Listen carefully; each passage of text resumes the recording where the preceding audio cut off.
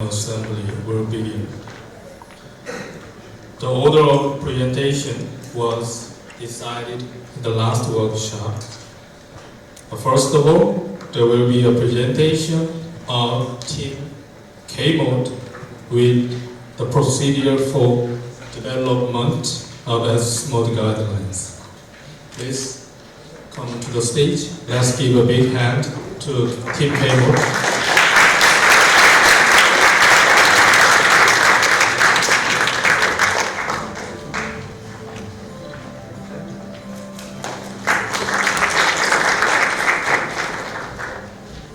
When you're ready, you can start.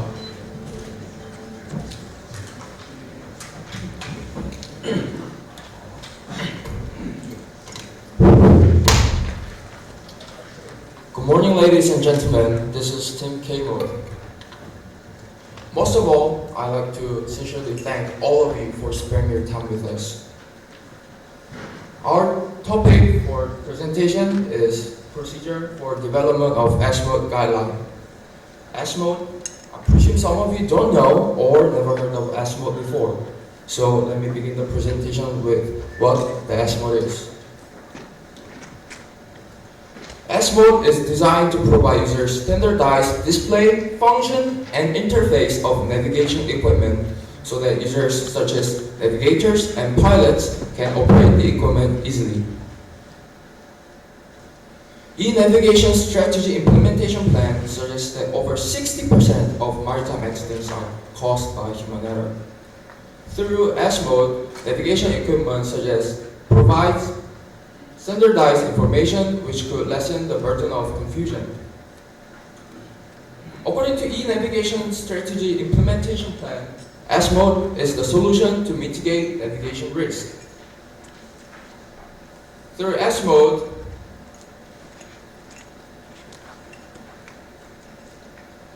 and now 59th session, 6th agenda suggests that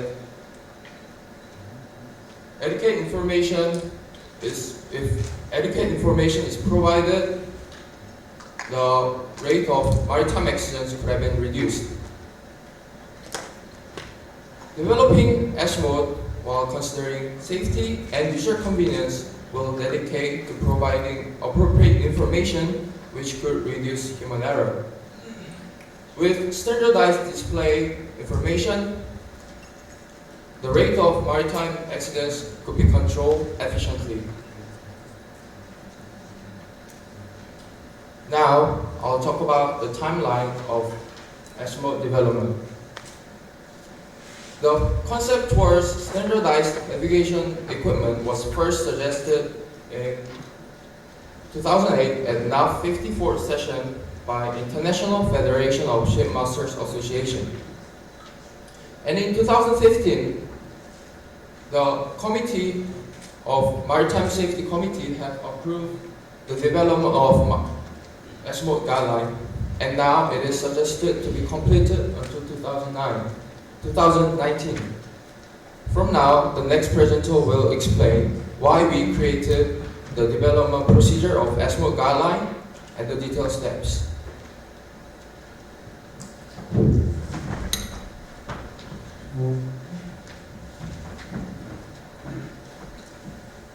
Okay,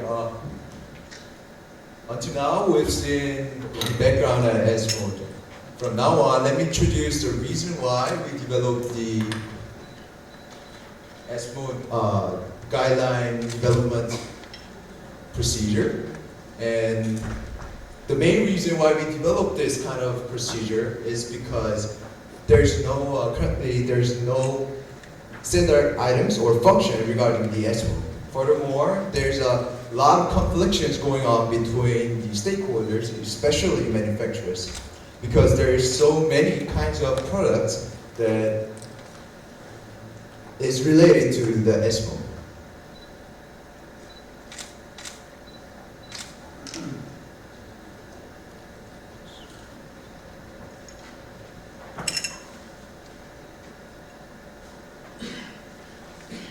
So the main reason why we suggest this procedure is because to provide efficient and quick route to the completion of the S-mode guideline. And eventually, we believe that it will enhance the navigation safety after all. Now let's see the procedure of our S-mode guideline development. And as you could see, it starts from top to bottom, and it is split into 5 steps and a preparatory step. The first step starts with prototype selection, and step 2 is safety assessment. Step 3 is convenience assessment. Step 4, checklist modeling activity. Step 5, requirements for S-mode guideline. And on the left side, you can see the preparatory step. Let's start with the preparatory step. In the preparatory step, we collect the user needs from actual navigators for above the certain standards. For example, the seafarers with more than 10 years of seagoing experiences. As you can see in the slides, these are the actual user needs we found regarding the S-mode development from the actual study. For example, the pilot with 18 years of seagoing experiences advised that to make it simple. This is because he thought that nowadays the radar has too much functions, and this makes him uncomfortable when he uses. So we collect those kinds of information, which is user needs, and then we divide it into 3 aspects: function, interface, and information. And then these user needs will be used to define the checklist. In step 1 is prototype selection. There is numerous kinds of S-mode prototypes, and the prototypes will be given for the first steps. For the safety assessment and the convenience assessment. Step 2, safety assessment. Safety assessment, initially, the idea of S-mode was given by a user, so reflecting the needs from the user perspective is indispensable. Let's go back to the preparatory step. In the preparatory step, we collect user needs and divide it into 3 aspects, and finally define the checklist. In the same vein, we divide the safety assessment with 3 aspects: function, information, interface. And this assessment will be used to compare the prototype, whether it satisfies all the checklists or not. If the prototype passes the assessment, then it goes to the next step, which is convenience assessment, but if not, it goes to the defect report, which is step 4. Step 3 is convenience assessment. This is pretty much the same process with step 2, but the criteria will be different compared to the safety assessment. So the prototype, which has passed the safety assessment, will go on to the convenience assessment and process to pretty much the same process. Before I get into the step 4, which is checklist modeling activity, let me tell you why there are only 2 assessments in our procedure. According to the user requirement analysis of S-mode guideline development from Republic of Korea, the user survey tells us that the safety the navigation safety and convenience of understanding information are the 2 most important factors regarding the S-mode development. So let's move on to the next step, which is step 4. In the defect report, by analyzing the difference between the prototype and the assessment's checklist, we could choose the better option, and this will be used to update the checklist in the preparatory steps. After the numerous trials with various prototypes, we believe that this checklist will elaborate the requirements for S-mode. However, if the prototype passes all the assessments, safety assessment, convenience assessment, then the characteristics of the prototype will be the part of the requirements for S-mode, which is our last step of our procedure.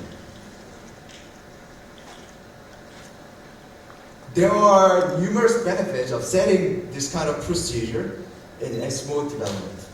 First off, the IMO requirement that has passed the safety assessment will guarantee the reduction of human error. And secondly, this procedure will promote to solve the essential task of navigation S1, which is included in strategy implementation plan. And lastly, offering a unified guideline procedure would settle the contrary opinions between the stakeholders, especially manufacturers. So until now, we've been talking about the reason why we developed this procedure for IMO guideline development and these details of the steps and expected results of this procedure. From now on, the next presenter will introduce how our idea of this procedure will be proposed to IMO and the member states.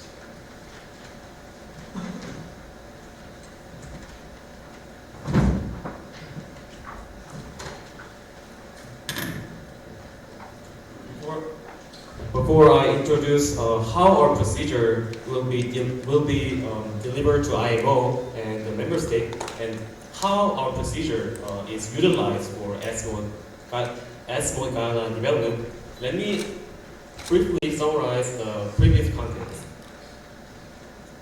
Our first presenter had gone over what S-mode is, why S-mode is needed, and the timeline of S-mode. Three things, such as the necessity of developing our procedure and the specific contents of our procedure. And lastly, the expected effects of our procedure have been clearly presented by our second presenter. Okay, let's get focused on our IMO document we made. This was designed and tailored to the IMO document format, and it contains some necessary items with which official IMO document must be fully equipped. And we made this because Republic of Korea is one of the countries that attempts to establish S-mode guideline. And that is why the name of our team is Keimode, Korean S-mode. Well, here's the strategic direction and title election. We refer to this from Assembly 29th Resolution 1098, and we found out our proposal goes to 5.2, which is enhancing technical, operational, and safe management standards, and 5.2.6, which is development and implementation of e-navigation. The following documents, including our background, introduction, the necessity of developing our procedure, and the annex, and etc. Well, these were talked by our two presenters, so let's move on to next. Well, there's been a discussion regarding the development of S-mode guideline, and it was covered through the entire NCSR sessions. So we could propose our suggestion directly to the NCSR team session, but without prior approval from MSC.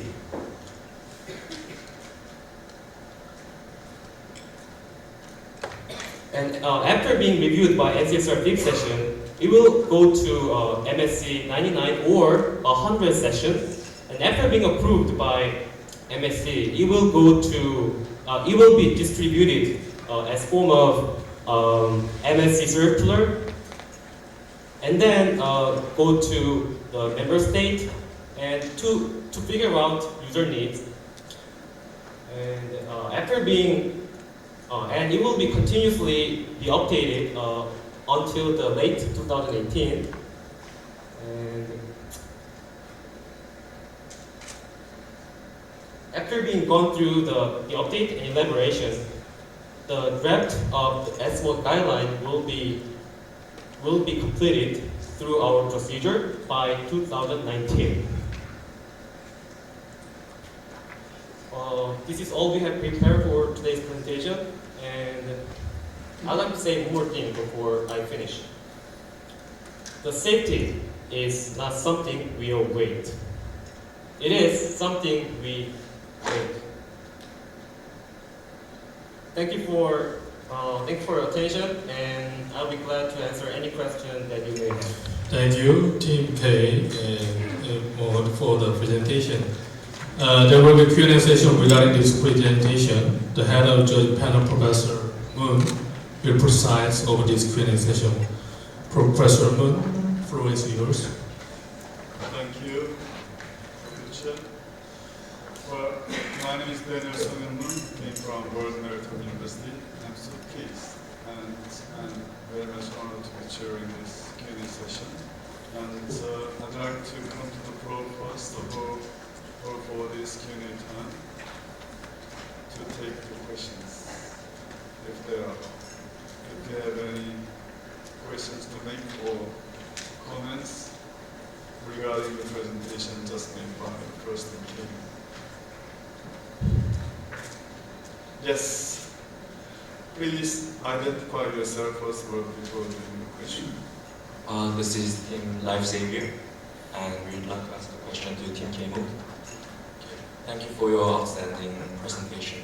I would like to just ask one simple question. You have just mentioned that, just simply mentioning about the expected benefits about reducing human error and e-navigation and United Guidelines. But I would like to ask, can you specifically elaborate on how this S-mode is directly connected to human error, and how, can you elaborate on how it will reduce human error specifically?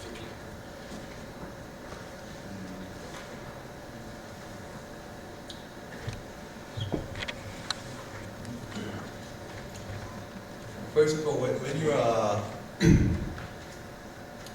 personally, I have experience on board, and there is every ship has most of the ships have a different branch of the navigation equipment. However, if the navigation equipment has, let's say there is a same brand in every ship, and the functions or the menu and the terminologies are the same. For example, ECDIS has the same, and radar has the same term or the function, and this will reduce the time to get familiar with this new navigation equipment. So, for example, if the pilot comes to our ships, and even though he never had this brand, but if there is an S-mode brand that he could catch so quickly regarding that navigation equipment. So that is how we think the S-mode will reduce the human error and improve the navigation safety after all. Can I ask a following question? Well, thank you for the first Q&A. Well, if I understand correctly, each team has been given two times to make question, right? Whole day, and I'd like to keep that criteria when I'm presiding over these Q&A sessions. If there are not questions to make from the floor, then I will go back to you one more time, okay? And I'd like to give yes and Ms. Reed, please. Okay, thank you for your outstanding presentation, and we're Team Anchor Spirit. I have a question. I understand the purpose of S-mode and find it very efficient in some way. However, if all the navigational equipments are standardized, I believe it will be kind of difficult to meet various different preferences of users. And most importantly, I believe it hinders like the new technology, the introduction to new innovation of such equipments. Yeah, I fully understand that if the navigation became standardized, that the creativity from the company will be harmed. However, we're not saying the S mode is not entirely put the setting as the same with all the navigation equipment, with the same navigation equipment. just you can change the settings when you use the navigation equipment, but the terminology and the menu, for example, let's say there's a one trackball. It's like a mouse, yeah. But if there is a two trackball, then just the S mode is setting there whether there is a two trackball or one, not just make the whole software or the setting in one setting. So you can actually change and come back to original setting, or you can change the setting as what you want personally. I hope this answers your question. Okay. Hopefully that will be clear to you, right? And any other questions? Yes, American culture. Yes, first of all, thank you for your first two presentations. And my question is that who will be responsible of the accidents caused by these decisions of IMO? On mariners or on IMO?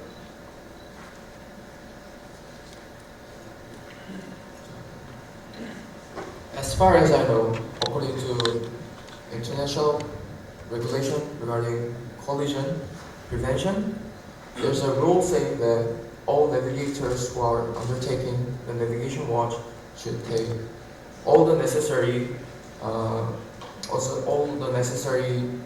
ways or possible ways to prevent any possible collision or any other maritime accidents, including grounding, collision, and so on. So if there's any accidents caused during the usage of S mode, the responsibility will still come to the navigator for not taking enough responsibility to maintain safe watch.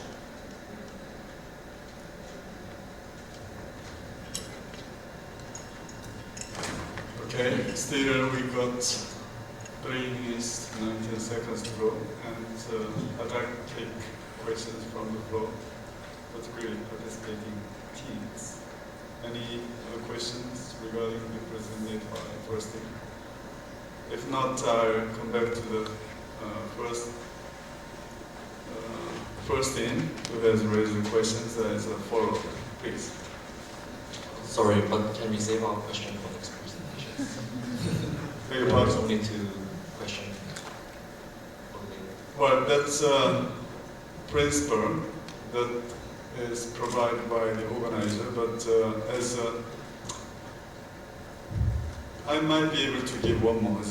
This time, because we have a time to go, so if you make a quick question and quick answer, then I'll go for it, please. Thank you for giving our team an opportunity. So I would just like to ask another question regarding human error. Considering the fact that each officers and pilots go under on-job training regarding each prototype and manufacturers, will this policy really have a tremendous effect or efficient benefit? Are you saying that even though there is education regarding the navigation equipment, whether this S mode is effective, right? Yes, that's correct. We have searched that even though right now we don't have the sources right now with us, but we found that there is, even though there is education going on, there is a lot of navigators or officers are saying that the education is not that effective or useful when you get it, when you actually get on board.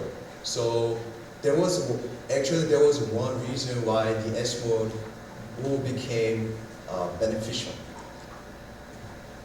Thank you for your answer. Okay. Thank you. I think that I have to stop this Q&A for the first team. And thanks for participating in this Q&A time for the President Day the first time. Thank you. Thank you, Professor Moon. Thank you, Keimod. Once again, please give big hand to Keimod again.